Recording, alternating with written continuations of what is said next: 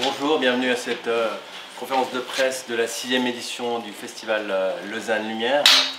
J'ai la chance d'être accompagné sur ma droite de Madame Doris Cohen-Dumani, présidente de la Fondation du City Management, et de notre syndic, Monsieur Junot, qui a encore un peu de souffle, qui pourra enchaîner directement. Et voilà, je lui passe sans transition la parole. Très bien. Bien, bonjour à toutes et tous. Excusez-moi de vous avoir fait un petit peu attendre. Mais j'ai terminé une séance à 11 h à l'hôtel de ville. Voilà, je ne vais pas être très long aujourd'hui, simplement adresser un message de la part de la ville de Lausanne, qui est évidemment partenaire, qui soutient ce festival Lausanne Lumière depuis ses débuts, et redire qu'il est important pour Lausanne, et il est chaque année plus important.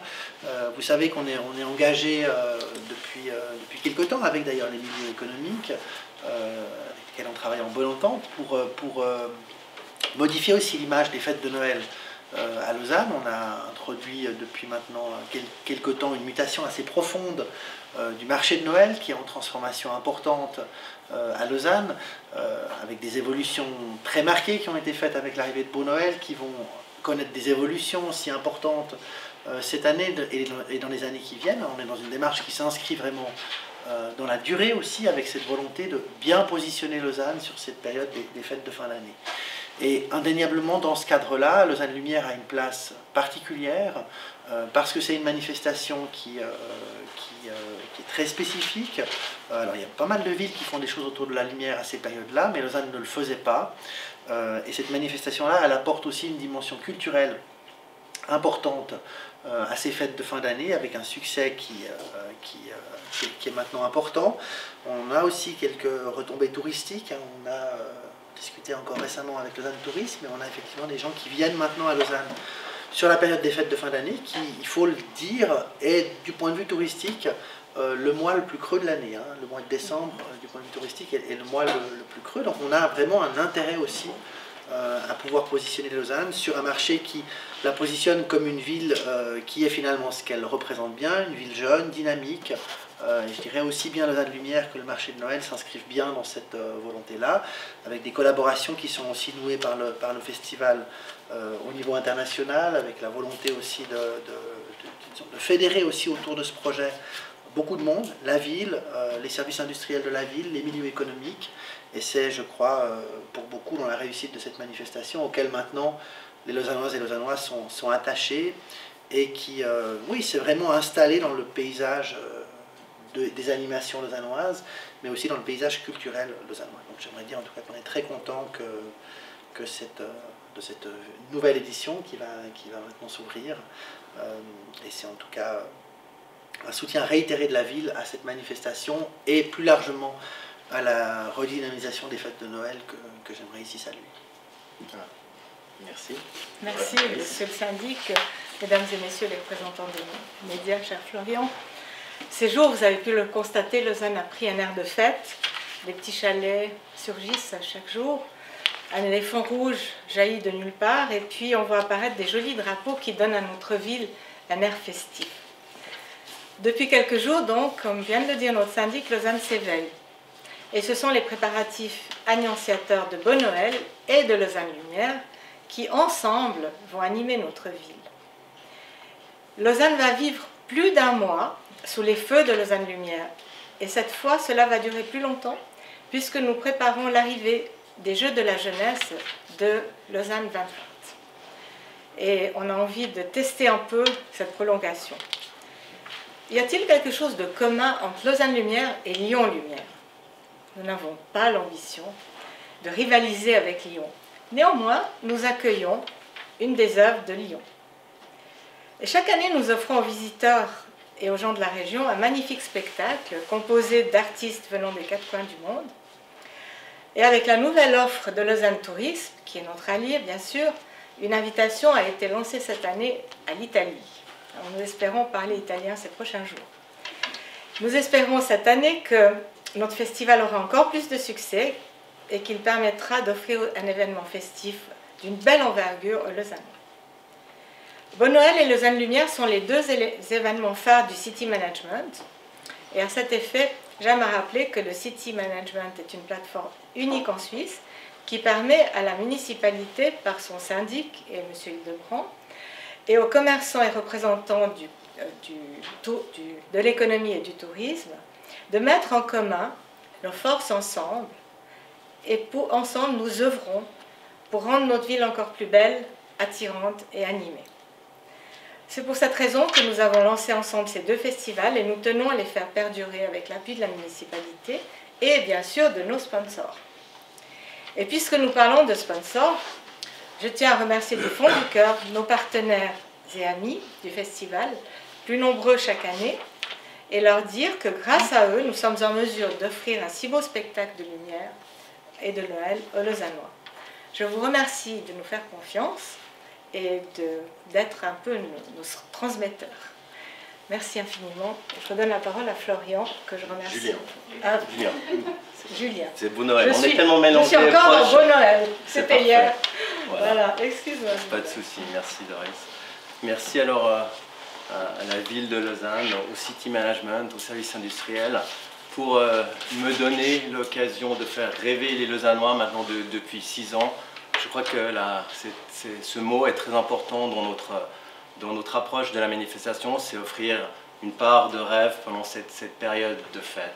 Et avant d'aller plus loin, je vais vous passer une vidéo, mais je vais vous citer une phrase que pour les aficionados du théâtre TKM Clevermello, qui ont déjà entendu cette phrase de Omar Porras, qui est « Les rêves sont le cœur sacré de notre imagination ». Et vous verrez, on reviendra sur cette phrase à plusieurs reprises et on l'a même mise en lumière pour les Lausannois cette année. On va commencer une petite vidéo.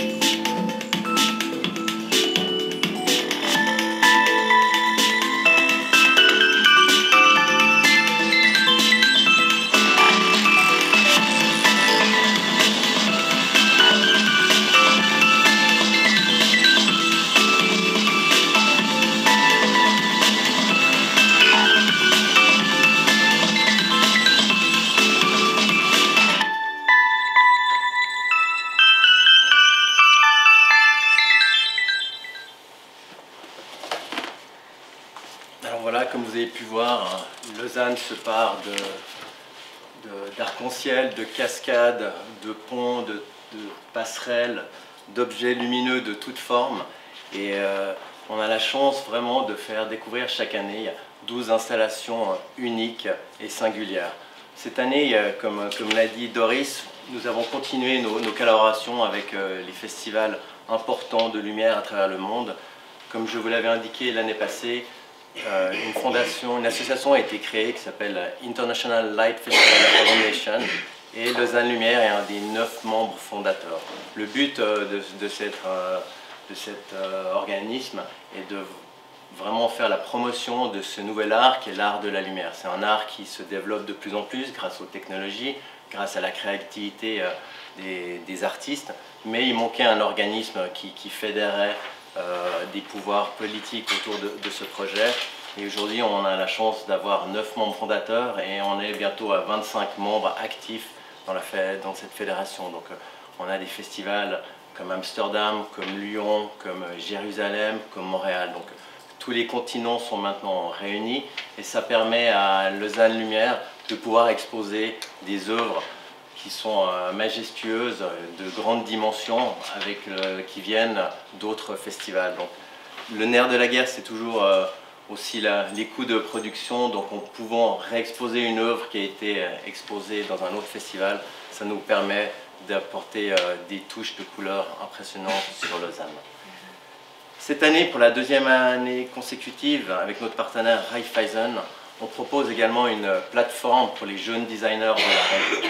On avait à cœur de ne pas seulement donner une plateforme d'expression aux artistes venus de l'étranger, mais on voulait vraiment créer une école lausannoise, une école romande de la lumière.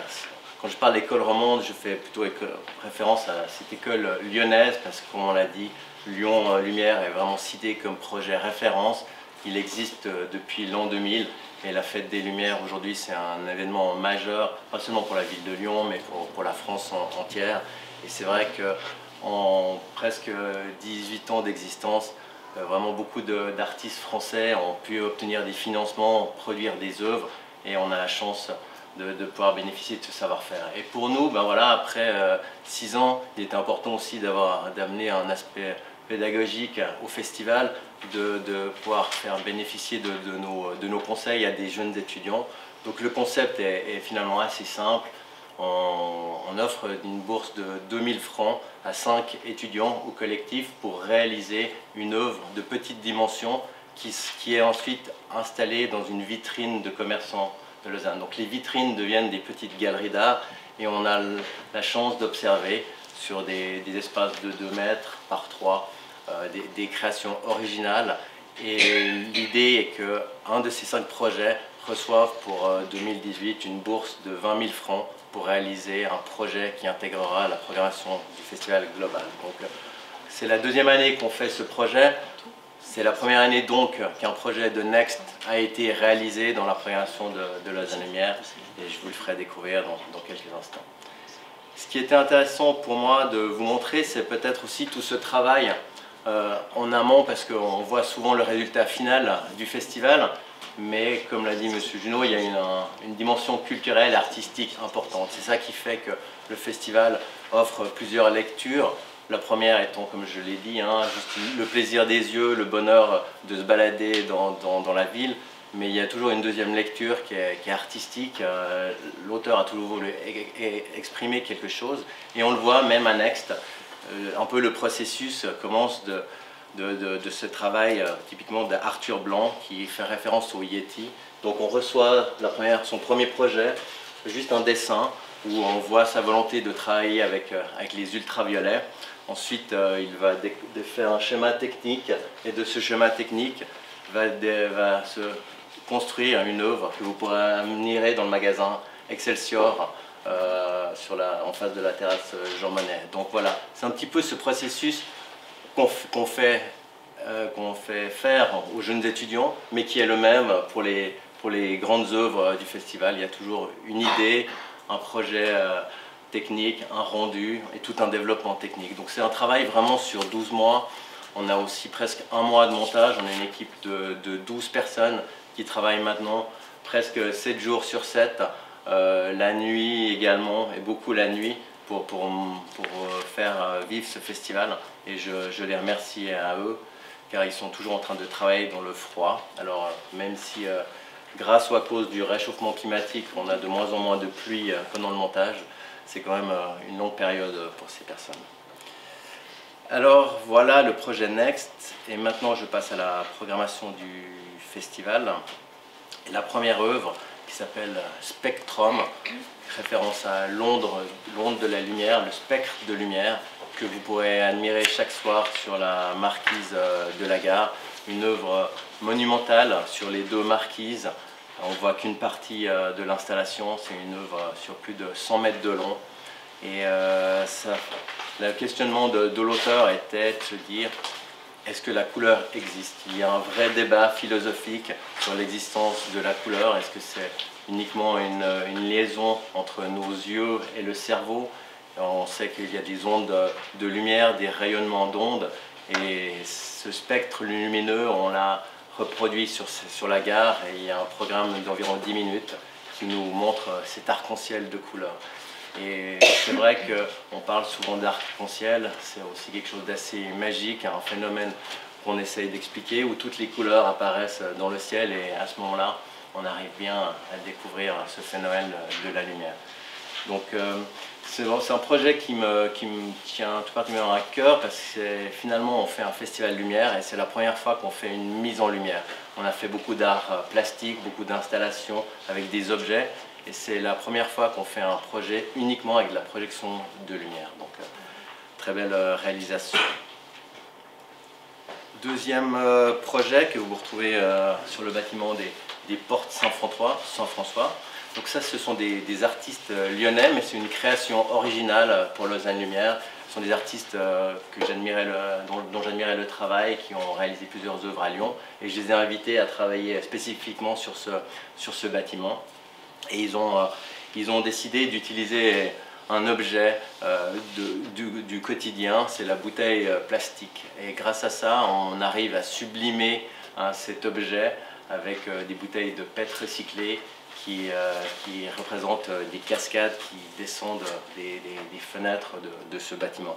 Donc c'est une belle installation qui appelle aussi à la sensibilisation du grand public par rapport à l'importance de recycler, de penser à la nature. Donc même si c'est un thème voilà, qui est commun, je pense que c'est ce double discours avec la bouteille, l'eau et ce mouvement de cascade, c'est un effet très réussi. Donc une fois encore, ce sont des œuvres, voilà. Là vous la voyez statique, mais il y a un mouvement de LED à l'intérieur qui donne cette projection d'eau.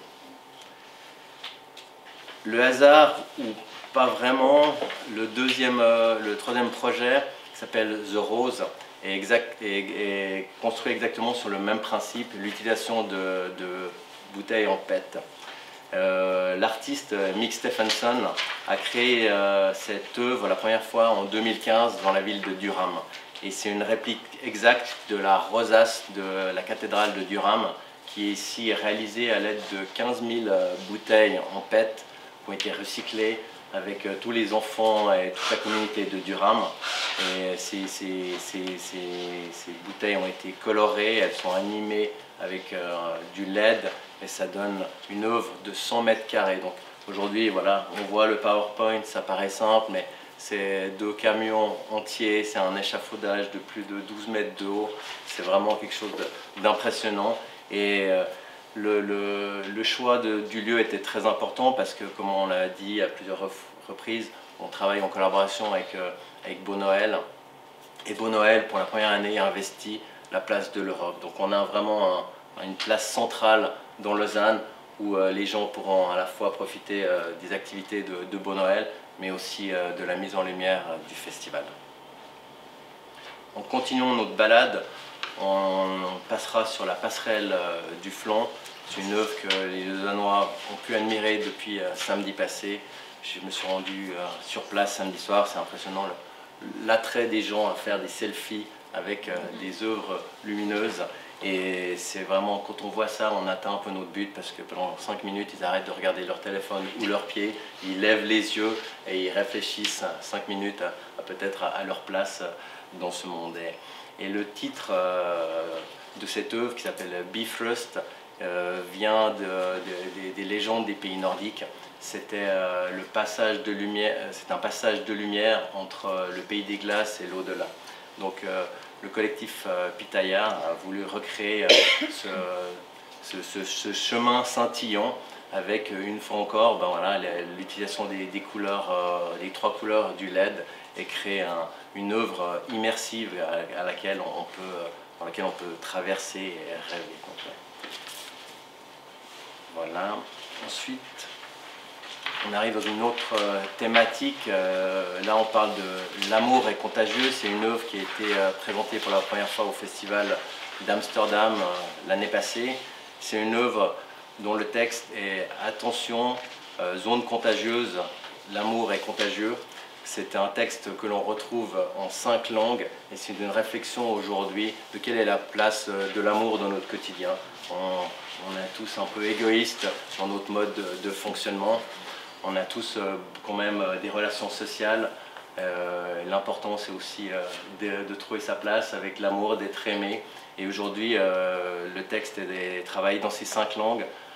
C'est chaque fois les mêmes mots, mais dans chaque langue, ils ont une signification différente.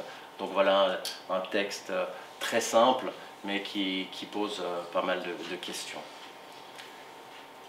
Dans notre thématique aussi, ben voilà, des mots, du sens qu'on peut donner aux mots. L'œuvre d'après, qui s'appelle Words, c'est une œuvre en 2 parties. La première est une citation de Guillaume Apollinaire, qui est « Il est temps de rallumer les étoiles », parce que je crois aussi que dans ces temps un peu difficiles, lever le ciel, regarder une ville scintiller, un ciel scintiller, c'est très important.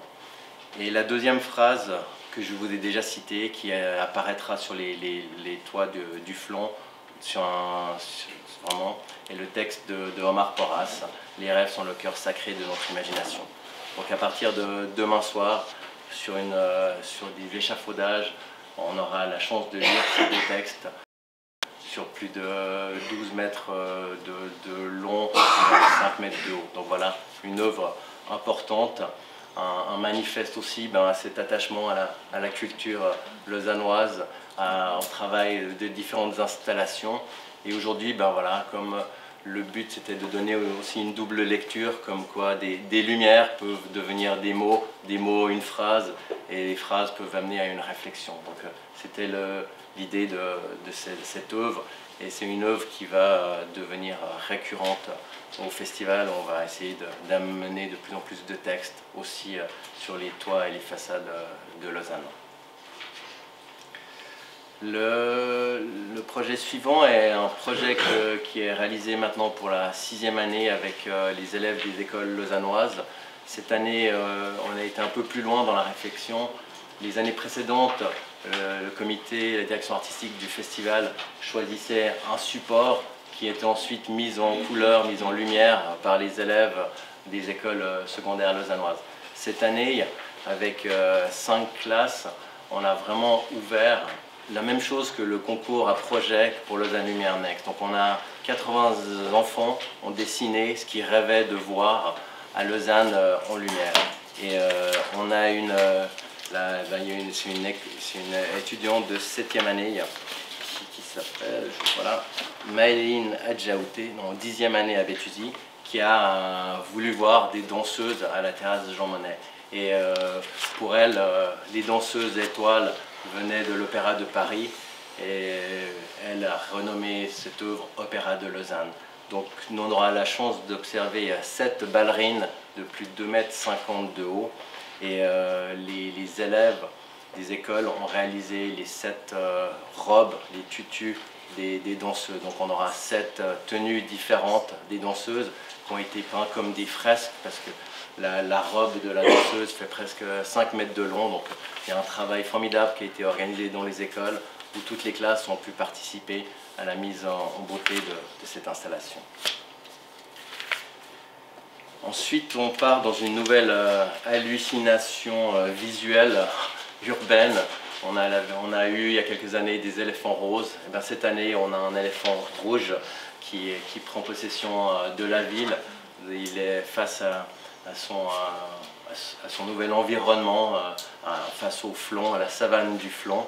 Et là encore, c'est un projet réalisé avec des produits recyclés, des jerrycans. Donc il y a plus de 560 jerrycans qui ont été réutilisés pour faire cette œuvre phénoménale qui est vraiment visible et qui interpelle les gens. C'est vrai que l'artiste cite son œuvre et dit qu'il devient à la fois un objet lumière, une installation d'art plastique, une sculpture jouet et un mythe urbain moderne. À chacun de trouver son interprétation favorite. Dans la collaboration avec les services industriels, parce qu'au-delà, Lausannois, au-delà de nous fournir l'électricité Nativa, les CIL sont un partenaire important justement de toute cette période de montage du festival, et bien sûr d'alimenter nos œuvres. Et depuis maintenant 3 années, ils ont réalisé l'œuvre qui est devenue incontournable à Lausanne pour tous les grands et les enfants. C'est la place de la Louve, c'est la balançoire. Et cette année, la balançoire a été retravaillée. Elle propose une nouvelle programmation qui s'appelle Comet. À l'époque, les enfants pouvaient se balancer et les faisceaux de LED s'allumaient. Maintenant, quand ils se balancent, ce sont des comètes qui partent dans le ciel. Donc une belle œuvre très onirique. Le prochain projet est un projet qu'on avait déjà vu à Lausanne. C'est aussi l'idée, c'est d'avoir des projets que l'on peut réinstaller dans d'autres quartiers périphériques, quand c'est des quartiers qui ont peut-être moins de budget, qui sont moins éclairés. Et cette année, on a décidé de refaire une œuvre qui s'appelait Renversante, de l'amener dans le quartier du Rotillon. C'est vrai que c'est un quartier encore neuf qui qui commence à chercher aussi des lieux de vie. Il y a maintenant plusieurs bars et restaurants. Donc l'idée était d'avoir une œuvre lumière, de l'intégrer dans notre parcours un peu plus que l'hypercentre, remonter aussi cette rue centrale et donner un éclairage nouveau à ce quartier. Et ça continue sur la devise de Lausanne Lumière qui était découvrir la ville sous une autre lumière. Donc, là, c'est un endroit que peut-être pas tous les Lausannois on a encore découvert, mais c'est l'occasion d'y aller et de retrouver cette œuvre de jardin suspendu avec plus de 600 roses. Ensuite, on voyage en Israël avec l'installation qui s'appelle Rings of Fire de l'Israélien Gilles Teichmann. La photo que vous voyez derrière moi, c'est une photo qui a été prise au festival de Jérusalem il y a 2 ans. Et le but était de la réintégrer à la rue Saint-François. C'était un projet difficile parce que l'année passée, vous vous souvenez tous de Chinatown, c'est une œuvre qui avait vraiment émerveillé tout le monde, qui était vraiment une œuvre très simple avec un lampion. Et cette année, on a décidé de changer complètement d'approche, de partir plus dans la technologie, donner vraiment un aspect dynamique à cette rue avec 100 cerceaux en LED qui vont vraiment donner un mouvement de dynamique, un plafond lumineux. Et pourtant, on était dans le passé, le rétro avec les lampions. Ici, on se trouve plus dans un monde presque de science-fiction et une passerelle colorée. Donc, encore une fois, un voyage immobile qu'on propose, presque une scénographie particulière qui est en train d'être terminée aujourd'hui et qui sera installée. Le dernier projet est le projet qui me tient le plus à cœur. Il s'appelle Double Jeu. Donc, je vous ai présenté le concept Lausanne Lumière Next. Voilà, Caroline Favre et Damien Guerra ont gagné le concours l'année passée et ils ont réalisé ce projet pour la programmation de Lausanne Lumière. Et Caroline Favre et Damien Guerra sont 2 architectes et ils ont décidé de travailler différemment ces arcades de cette église médiévale lausannoise, un passage que peu de gens ont emprunté, n'ont pas forcément eu le plaisir de l'emprunter, et ils y ont mis une touche d'architecture. Donc il faut comprendre cette œuvre, imaginez tous les bâtiments industriels des années 70 avec les toits en shed, cette forme très particulière pour amener de la lumière dans toutes les usines, et ils ont utilisé cette même technique. Pour recréer ce shed, ils ont décidé qu'un pan du toit serait en miroir et de l'autre côté, ça serait une façade de couleur. Donc que vous empruntiez cette arcade de gauche à droite ou de droite à gauche, vous avez 2 visions complètement différentes. On la voit voilà, avec l'effet miroir, avec les projections de couleurs sur le côté et la version en couleur. Donc une réinterprétation de cet espace public. Je crois qu'ils ont bien saisi vraiment c'est un anachronisme qu'on a pu voir entre des formes gothiques et une architecture contemporaine et industrielle. Voilà pour les 12 installations. Donc on est à 12 installations, 5 projets Next, 17 projets à visiter. Aujourd'hui, je vous ai donné un petit aperçu de la signification de ces œuvres, mais on a la chance d'avoir sur cette partie de la salle beaucoup de guides de l'association lausannoise des guides touristiques qui sont formés expressément pour le festival, pour faire découvrir le festival avec cette lecture culturelle, artistique à tous les Lausannois, à tous les Romans qui souhaiteraient venir. Comme toujours, on a décidé de maintenir ces visites guidées gratuites. On a chaque jeudi soir du 23 novembre au 28 décembre, entre 150 et 200 personnes qui viennent les jeudis soirs. Il n'y a pas d'inscription, il y a toujours assez de guides qui partent entre 3, 4 ou 5 groupes selon. Il y a la possibilité aussi de réserver des visites guidées privées dans plusieurs langues. Alors peut-être en italien, on l'espère, en allemand, en anglais. En tout cas, c'est quelque chose qui est extrêmement apprécié.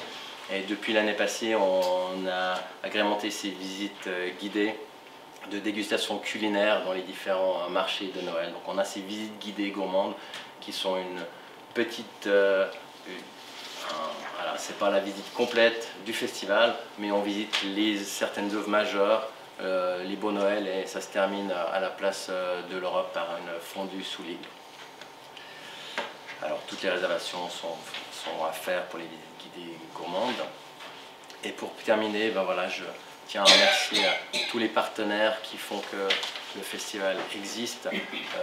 On a un partenariat public-privé sur le festival. On a une partie des fonds qui sont amenés par le City Management et la ville de Lausanne. Et le reste du financement est assuré par des partenaires privés. Donc je remercie en tout cas au niveau des partenaires institutionnels, la ville de Lausanne, le City Management, le fonds d'équipement touristique lausannois, le centre patronal, la loterie romande et l'association Déclic, le développement économique du commerce lausannois, les portes Saint-François, service industriel lausannois, la société d'électricité Ciel, l'association Cœur de Ville, la banque Raiffeisen et son agence Auflon, l'association des commerçants de la gare de Lausanne, Galon SI et le Trade Club. Tous ces partenaires qui nous financent, et on a aussi besoin de partenaires techniques, car si vous voyez, il y a beaucoup de grues, de nacelles, de transports internationaux qui sont réalisés. Donc je remercie tous ces fournisseurs techniques, dont le transporteur Richard, la société Skynight, la société d'éclairage Le Devance, Hôtel et Patrimoine, qui est l'hôtel officiel, hôtel à la gare, la société Maltec, société d'élévatrices, et Richard et Fils, qui nous font des magnifiques échafaudages pour nos installations. Et ensuite, voilà, les partenaires Next, Raiffeisen, Ardentis, Galon SI, Epon, Palu, Mercerie, Madeleine. Voilà, donc c'est tout pour ma présentation. Voilà, les œuvres pour la presse seront illuminées, je vais dire, à 99% ce soir. Voilà, il y en a une œuvre qui est un peu plus compliquée que prévu, qui nous donne un peu de fil à retordre, mais en tout cas pour le vernissage de demain, de mercredi, tout sera illuminé. Et je vous invite forcément à nous rejoindre au vernissage qui aura lieu dès 18 h à la place de l'Europe, qui sera suivi d'un spectacle à 19 h, une première mondiale organisée voilà, par Beau Noël, le spectacle Cristal. Donc merci à tous, et nous sommes à la disposition pour toute question éventuelle ou interview en one-to-one. Voilà, merci à vous. Merci. Merci à vous.